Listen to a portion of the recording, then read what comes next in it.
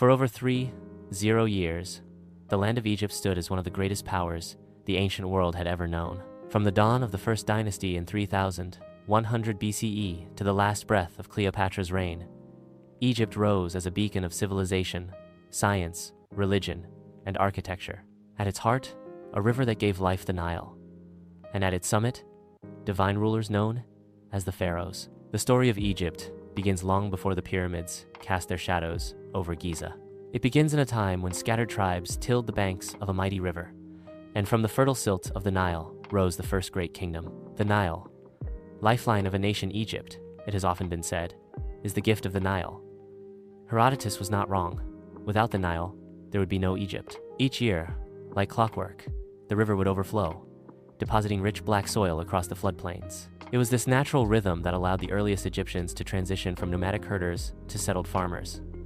Wheat, barley, and flax became the lifeblood of the people. Villages turned into towns, towns into cities, and eventually, cities into kingdoms. Upper and Lower Egypt, two lands, one destiny.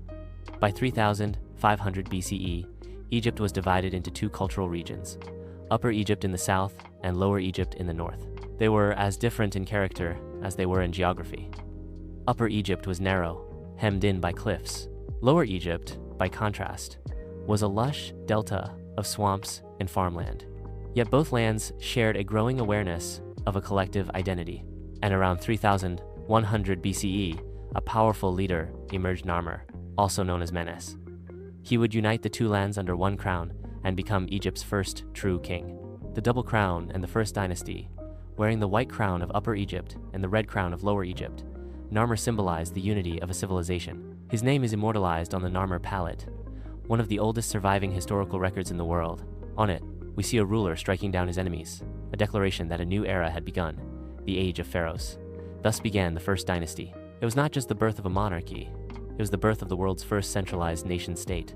Divine rule, the Pharaoh as God. The Pharaoh was more than king. He was Horus in life and Osiris in death.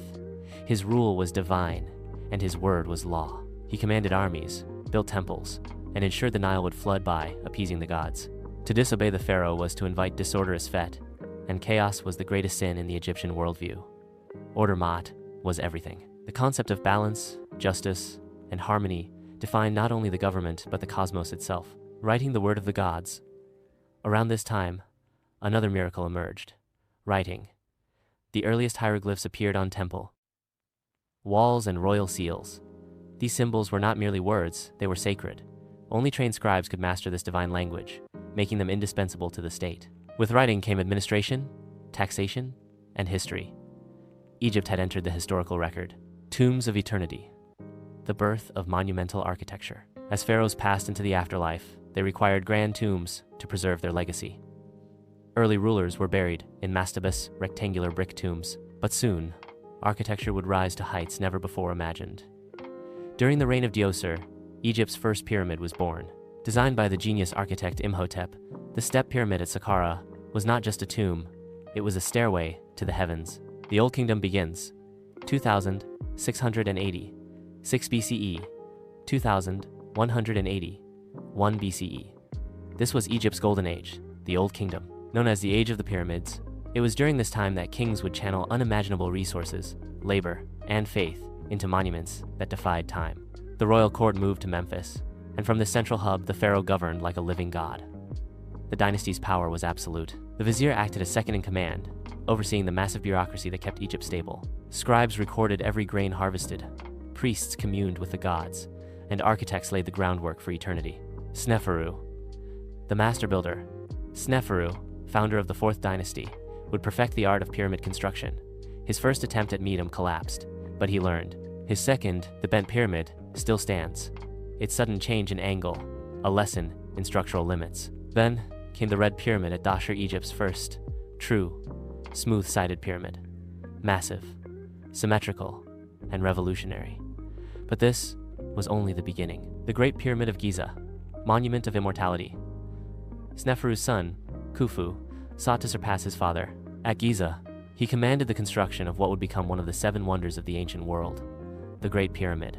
Standing over 480 feet tall, composed of over 2 million limestone blocks, the pyramid was more than a tomb, It was a declaration, a message to the gods, a symbol to the cosmos. Khufu's vizier, Hemiunu, oversaw the workforce, tens of thousands of skilled laborers and seasonal workers, not slaves as once believed, but organized, well-fed, and deeply loyal. The Sphinx in the pyramid legacy, Khafre, Khufu's son, built his own pyramid beside his father's, slightly smaller but still grand, and at its feet the Great Sphinx, half lion, half king. It gazed toward the rising sun, a symbol of royal power and eternal vigilance. Menkaure followed, building the third and smallest of the Giza pyramids, but no less majestic. Together, these three pyramids would dominate Egypt's skyline and its mythology for millennia. The fall of the Old Kingdom. Despite its splendor, the Old Kingdom would not last, as the power of the pharaoh waned, and regional governors' nomarchs gained influence. Unity began to fracture. Droughts reduced the Nile's floods. Famine spread. The people began to doubt the pharaoh's divinity. By 2181 BCE, the Old Kingdom collapsed into chaos. Egypt entered its first dark age, the first intermediate period. Middle Kingdom. The return of order, 2055 BCE to 1650 BCE. Amidst the collapse, one city rose to prominence: Thebes. Its leader, Mentuhotep II, reunited Egypt and launched the Middle Kingdom. The pharaohs of this era were less god, more shepherd. They governed with wisdom, expanded irrigation, and encouraged literature, art, and trade. Pyramids returned, though smaller, and rock-cut tombs emerged in the cliffs of Beni Hassan. Egypt reached into Nubia and fortified its borders. Order, Ma'at, was restored. But stability, once again, would not last. The Hyksos invasion. Foreign kings of the Delta. Around 1650 BCE, a new force arrived in the Nile Delta. The Hyksos Asiatic warriors with horse-drawn chariots, composite bows, and bronze weapons. Egypt, unprepared for this new technology, fell swiftly. The Hyksos seized Lower Egypt, establishing a capital at Avaris. They ruled for over a century, but in Upper Egypt, resistance brewed. A dynasty of Theban pharaohs rose with vengeance in their hearts. Ahmose, the warrior who saved Egypt. From Thebes. Ahmose, I rallied an army, expelled the Hyksos, and reunited the land. Egypt entered its most glorious era, the New Kingdom. New Kingdom, empire and glory, 1550 BCE to 1070 BCE. With the Hyksos defeated, Egypt would never be the same. It became an empire, stretching into Canaan and Nubia. Pharaohs led campaigns across the Near East, returning with tribute, slaves, and exotic goods. Hatshepsut, the woman who became pharaoh. One of Egypt's most remarkable rulers was not a man, but a woman. Hatshepsut seized power as regent and crowned herself pharaoh. She ruled peacefully for 2 decades, launching ambitious trade expeditions and constructing grand temples, including her mortuary temple at Deir el-Bahari, still considered a masterpiece of ancient architecture. Her reign proved that power in Egypt was not confined to gender, only to greatness. Thutmose III, Napoleon of ancient Egypt. Her stepson, Thutmose III, would take the throne after her death and lead 17 military campaigns. He expanded Egypt's borders further than any pharaoh before or after. The empire stretched from the Euphrates to the fourth cataract of the Nile. Egypt was the superpower of its age. Akhenaten, the heretic pharaoh. Then came Akhenaten. A visionary or a madman? He declared the sun god Aten, the only true deity, abolishing Egypt's ancient pantheon. He built a new capital, Akhetaten, and introduced an art style of tender intimacy and realism. But the people resisted. The priesthood revolted, and after his death, Egypt returned to its old gods. Tutankhamun, and the Restoration Akhenaten's young son, Tutankhamun, took the throne at age 9. Though his reign was short, his death left behind one of the most iconic treasures of all time, a nearly untouched tomb filled with golden secrets. His burial would capture the world's imagination when discovered in 1922 by Howard Carter.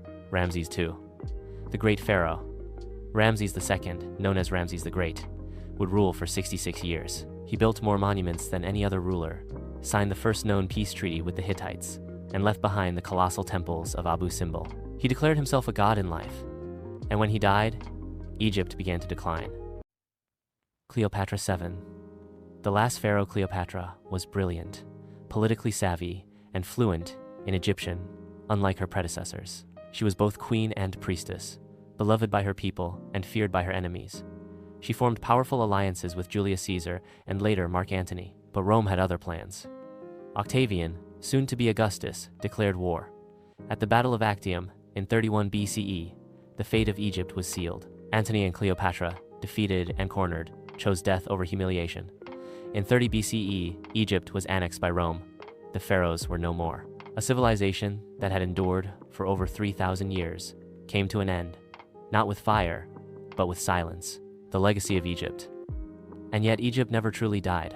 Its writing, its religion, its architecture, and its concepts of kingship echoed through the ages. The obelisks of Karnak inspired Roman emperors.